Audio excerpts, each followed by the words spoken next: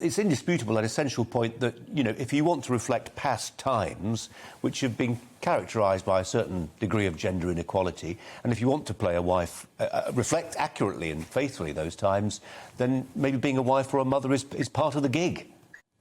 Well, I think part of this is underestimating the strong role that's involved in being a supportive wife or mother. The very word support suggests you're holding things up, you're the scaffolding, you're the power behind the throne. Women by default or by design, because, you know, we're physically built to have babies, may decide that they want to be at home with children more, or maybe they don't. But if there are women that do that because their body's been screaming chemically and biologically that they want to be at home and be a mum and be, you know, the so-called housewife, which is always seen as a derogatory term, but it's a wonderful thing if that's what you want to do. And the thing is, it's become now a zero-sum game. Mum, stay-at-home mum, supportive wife, bad. Superhero who goes and saves the world, good. You know, biology doesn't make us unequal, it just makes us different. And, you know, when it comes to brawn and physical strength, that's where men sort of, you know, they nail it. And yeah, I mean, I just loathe the tokenism that goes with, well, we have to have female superheroes as well as male superheroes, or we have to have a dad on paternity leave and a mum that goes to the office. You know, society is a mosaic of all sorts of people, and it's ridiculous that we have to sort of deride and dismiss women who want to be those supportive roles and want it to be reflected in the films that we watch.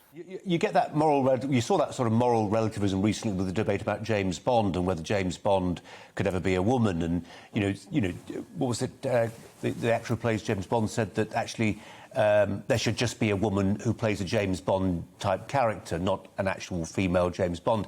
And it was this idea that somehow, you know, womanhood is to be weak, so therefore she's got to be punchy and brawny and Bond-esque. Absolutely. I mean, and you know, look at the supportive men throughout history. Dennis Thatcher, the Duke of Edinburgh, the people that walked two steps behind the women in their lives who had the more prominent public roles. They weren't weak men. They just had a different position in the dynamic of the relationship.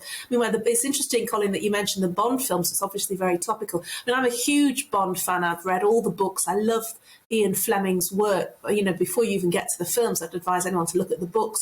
He created a character. He created a male super spy. That's what he did.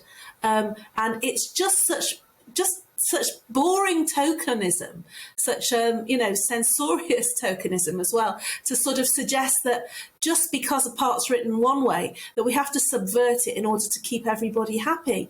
You know, it's like saying if there was a biopic of the Beatles, do we make them a different ethnicity, or you know, why can't we reflect what the writers intended, and accept that we all come in all shapes and sizes and celebrate that, rather than saying, you know, no, we have to. It's now time for a female James Bond.